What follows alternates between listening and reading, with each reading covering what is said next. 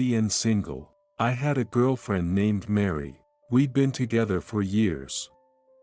After graduating from college, I worked hard to provide for Mary, who was raised in a sheltered environment, hoping to protect her for life. We went to the same high school. Although we attended different colleges, our relationship continued. I finally felt confident enough to propose, and had just picked up the engagement ring when I discovered she was cheating. We had been together for 10 years. At first, I tried to convince myself it was a misunderstanding, even when a friend of mine, Paul, told me he saw her walking with another man, or when I saw Chris on her phone's caller ID. I truly loved her and was willing to forgive what I thought was just a momentary lapse. However, before I could forgive, she said, "Jake, there's someone else. I'm sorry, let's break up." A year passed since then, filled with sympathy from friends and attempts to set me up with other women, but I wasn't ready to move on. One day, I ended up going out to drink with Paul the first hadn't seen in a while. As we sat at the bar counter and made our toast, Paul mentioned in a sarcastic tone that she was hospitalized. He had seen me through my worst times and had a bad impression of Mary, practically saying, "Serves her right." We both came from the same hometown and knew her and her acquaintances. Paul had heard about her hospitalization through those connections. As for me, when I heard about it, I couldn't feel any sense of satisfaction. After all, we had been together for 10 years, and I had considered marrying her. Since the next day was a day off, we ended up drinking at my place after the bar. After Paul passed out drunk, I found myself thinking about her and fell asleep without realizing it, waking up to a completely new morning. Woken up by the doorbell, I opened the door, slightly annoyed at the early disturbance. There was a man I had never seen before. He said he was Mary's cousin. Her cousin? Why? I thought, still groggy from the hangover.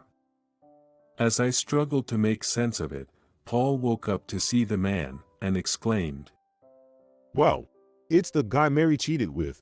As the man and I looked at each other in confusion, Paul approached excitedly, saying, "See, I told you. That's the guy I saw with your ex-girlfriend. I remember his face."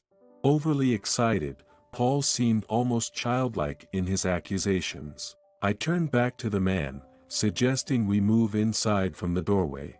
He introduced himself as Chris Miles. The name Chris flashed through my mind from Mary's phone. That means the affair partner is her cousin. No way, then, what's going on? As I was contemplating that, Chris began to share. That was a shocking story I hadn't anticipated. After hearing his story, I quickly got ready, let Paul apologize and go home, and drove with Chris to the hospital where Mary was admitted. It turned out Mary hadn't cheated at all. A year ago, she was diagnosed with breast cancer after a follow-up exam and decided to break up with me before undergoing surgery. She had a hunch I was planning to propose, so she asked Chris to frequently walk around town with her and call her when she was with me to make me suspect. She was frustrated that I neither doubted nor initiated a breakup. She took it upon herself to end things. I can't believe it. There was no need for us to break up. Chris looked at me sternly and said, "Mary was only thinking about your happiness. She really loved you, so she made herself the villain and stepped back." When I asked why Chris came to me after all that time, he explained that the tumor had metastasized to her other breast, requiring another surgery, and she was now significantly weakened compared to last year. "Please visit Mary. Without you, she might truly die. I beg you." He looked like he was about to cry as he begged me. When we arrived at the hospital, I followed Chris into Mary's hospital room. She looked to lose a lot of weight. She was surprised to see me and turned away, pulling the blanket over her head. Through tears, she yelled, "Go away! Just go away!" I hugged her from behind.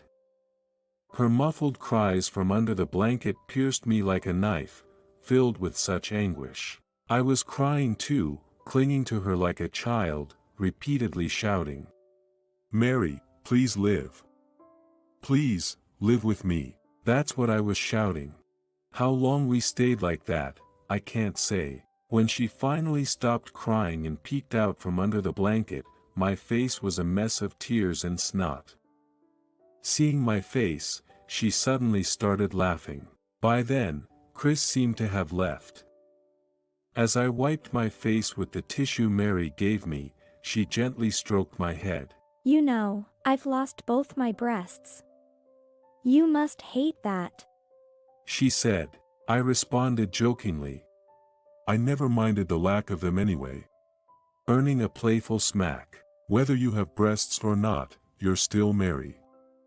I can't and don't want to think of being with anyone else. So, don't talk about splitting up again. I felt embarrassed by my own mushy confession later, but at that moment, I was just trying to be honest. She then quietly cried, her cheeks wet with tears. Her surgery had been successful, but her recovery was extended due to her weakened state. To fill the gap of a year, I visited her in the hospital every day. Day by day, she became healthier, smiled more, and by the time of her discharge, she had regained her gentle demeanor. I also reunited with her parents during her hospital stay, and we shared our joy. I had been quite fond of them when we were dating, and I was genuinely happy to see them again. Chris visited Mary twice in the hospital. He invited me for a drink from the kiosk, for which I thanked him. He was the same age as Mary and the cousin she was closest to. Therefore, he understood her feelings well and had supported her fully. As seeing her weakened by her hospital stay, he believed that no one but me could help her recover. As Mary's discharge day approached, I planned to thank Chris properly, not just with a drink but with something much nicer. Then the day of discharge came. With her parents' permission, I took her straight to my home on her discharge day.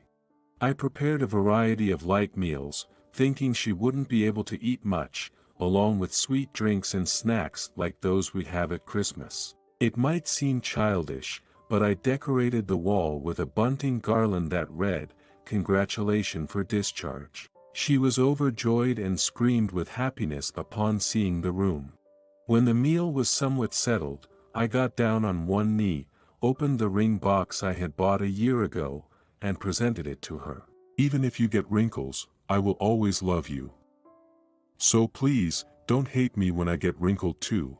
I had come up with that proposal speech before her discharge, and despite Paul's teasing that I could have chosen something more romantic, it expressed all my feelings. She had pushed me away, not wanting me to see her without her breasts. She had shared that before the surgery, she feared she might die, and after the surgery was relieved we had broken up because she was shocked at her own appearance. She explained breasts were important to a woman's identity. She said it made her feel like she was no longer a woman.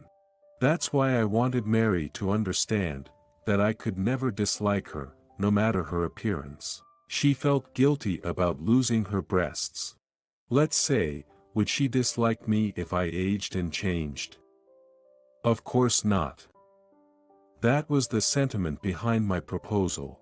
Understanding my feelings, she tearfully accepted the ring. She hasn't changed in the 11 years I've known her. Some might argue, but to me, Mary is just Mary. We're planning to get married soon. The thought of being with her forever fills me with indescribable happiness. Sorry for ending up just bragging about my love story.